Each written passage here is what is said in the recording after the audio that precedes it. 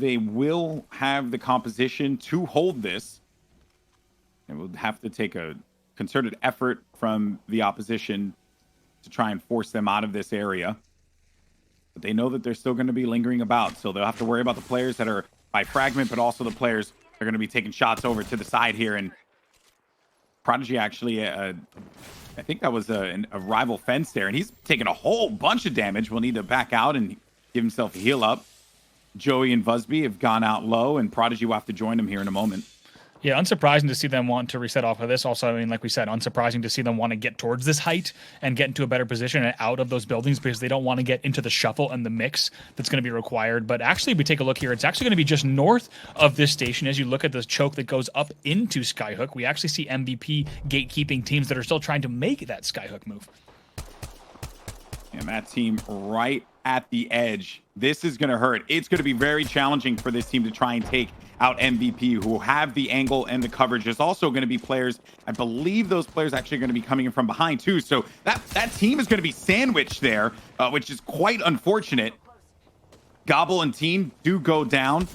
Stomp's going to go in for the action now with the EVA. Does get a few connections. Will get tagged up, but does manage to utilize that grapple hook to fly on out of there. Stomp's going to be very low, but he gets cleaned up there. And it's going to be MVP. They held the angle, and they will take all of the loot for their efforts. They knew that that was going to work out very well for them, given how that first team was sandwiched, and then they simply just needed to benefit from the players that were already going to be banged up.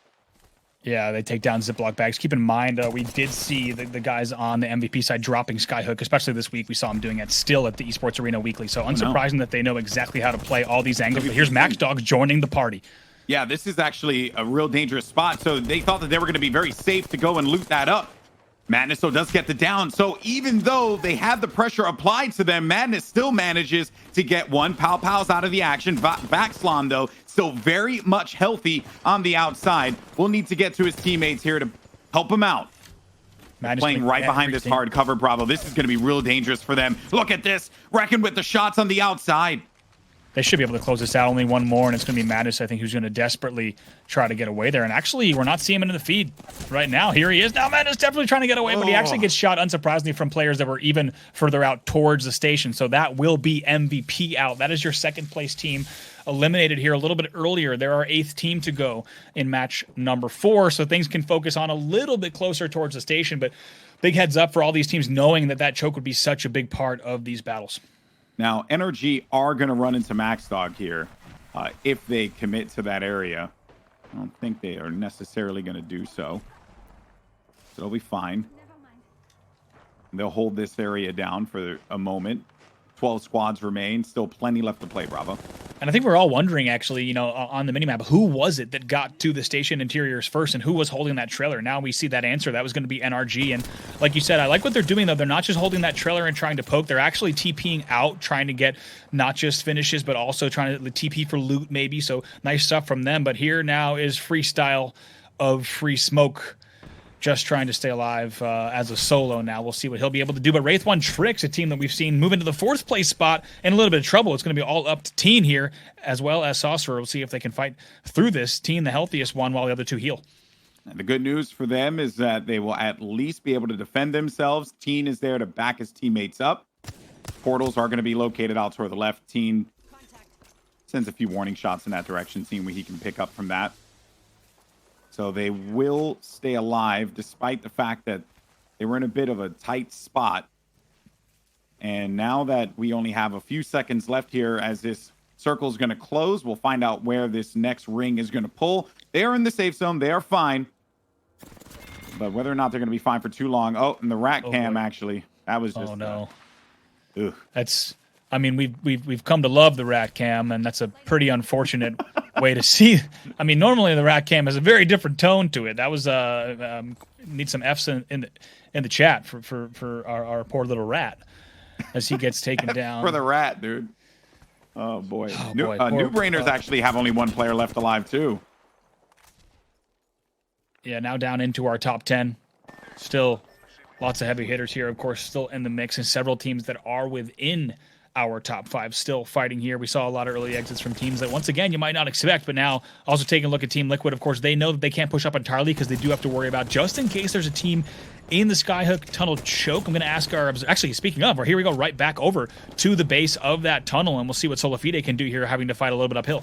And you know this team has to have loads of confidence after taking out TSM earlier on. Pride backing up, giving himself some shielding.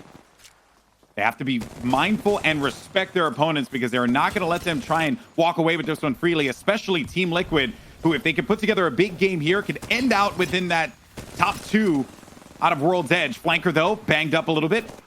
Ducking around over to this right side. Losing out Nocturnal, though. Flanker, oh my goodness, just like that. Absolutely decimated. Clarify is going to be low. Who is up top? We got to find out exactly who that is on height. That's going to be Casper that grappled up all the way to get the angle. Can he win this 1v1? He's going to get one sell off. Likely going to heal again with the second. He's taking extra damage, though, all the way from the station, so he needs to be careful. No, he gets taken down. What a play there from Casper, and Solafide actually gets a little bit of a get-out-of-jail-free card in the end because Casper did take extra damage from the train station itself. That hurts for Team Liquid, but feels good for Solafide. What isn't going to feel good is the current attack that's going to be coming out of Unknown. Unknown needs to make a statement here, and taking out Solafide will be massive for them. Unknown, the angles, they're going to send those Arc Stars out. They'll get the cleanup. They'll get the kills. Goodbye, Solafide. Good effort. But today, Unknown, they'll be able to fight for this end result. Actually, I stand corrected. Pride still alive. But boy, this will be a Herculean effort here from Pride if he's able to stay alive long enough. Our dear friend Pride, we hope you can hide. No, sorry. Now Pride just trying to make that same exact route. Like you said, really unfortunate, but great. Once again, shout out to the observers because we knew that battle was coming. We knew that as everything started to close out that the southern part of that Skyhook choke would be a hot spot, and we got to catch all of the battles that happened there. Unknown, as you see on your screen, one of the teams that had to fight through that, but now they're also experiencing the pain of moving along with the edge. Matt Pickett gets cleaned up. Has been a bit of a struggle here for Matt throughout the day. Pride is still alive. Joey Blackout rushed in with the Mastiff. Will eliminate Crummy.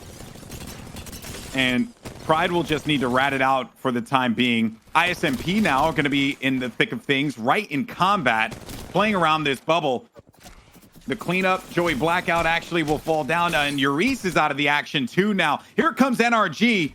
They've been laying in the shadows, waiting for their opportunity to strike. And NRG now, with 5 teams remaining, could actually manage to pick up a big win, given how they're playing around this and so much hard cover that they've managed to take hold of here. They pick up another one. Look at that. Once again, they're TPing out of that station all the way here, now going right in. Really great execution on making sure that they join the engagements exactly when they wanted to.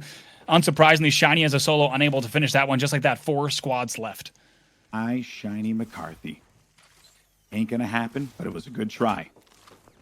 Eliminated by Cocky Beans, which just a great name, by the way. Oh, the rat. Look at this. Mr. Hackalo. Mr. Hackalo. Oh, man, we have 2 teams with 1 player. Solafide and New Brainers. And mind you, Mr. Hackalo's been by himself like the whole time. It's actually going to run right into him. No. Surely he won't. He's to the right of him. Yeah, absolutely. He's on that height that you're seeing right on the screen just for a second. So he'll be okay. We'll have to decide. He's obviously going to move with edge and make the last move that he can. But Max Dog, a team that's in a very different state. And actually, as you just saw, he was forced off of that height. So shots are going to come in from all sorts of directions. So 2 of our last 4 squads, like you said, solo players. Now it's going to be Max Dog. I didn't catch who the other 3-man team was going to be there. Pride will be able to get some KP out of this one, perhaps. That player's actually going to be tucked in the rock there. Pride is just going to beam it right over, but he had to yeet out of there because he saw another player on the outside. It's NRG. NRG in the action. Pride could spell spoiler here. Rocker's going to be weak. He has to back out. Luckily, Frexis, along with Nathan, they're plenty healthy. Rocker will go right back to his teammate, and Pride manages to get a top 3 finish for Solafide. That is a great result for them. And what a run this has been thus far. If he manages to swoop in and get a few more KP, how big would that be for this team going into Kings Canyon? I mean, that's huge, especially because they sit in 16th right now. This is very important points here for Solafide. Pride's already, as you said, grabbed a bunch of them, but NRG doing very well. Rocker specifically doing very well to make sure that he did not get downed there on the corner, which almost happened against Pride. So just going to slow this down. NRG looking very good. They've got all sorts of cover as well as the ult up. So going to be able to, once again, time their push. They've done it all game now as we have our final 3 squads in the mix. So it's NRG along with Solafide's very own Pride ratting it out by the Rock. Eventually will need to move. And then Max Dog, as you now see on your screen, outside of the safe zone. They will need to push this. The cover, not the best for them, but they do have a Gibraltar, which they will be able to initiate here in a little bit. Pride's just going to run for it, and he's actually going to go into the loving hands of NRG and Max Dog right in between it, but he did so because he needed to just get there in time. The problem is he's going to be camped out, so there's not really much he could do, and we'll need to just play this intelligently. This has been very well done by Pride to just stay alive. Rocker, again, going to be rather banged up, as well as Nathan. They have this natural cover. Pride's finally going to go down. Now Max Dog and company can actually jump in for the fight here, potentially, but they're going to be forced back by the ultimate.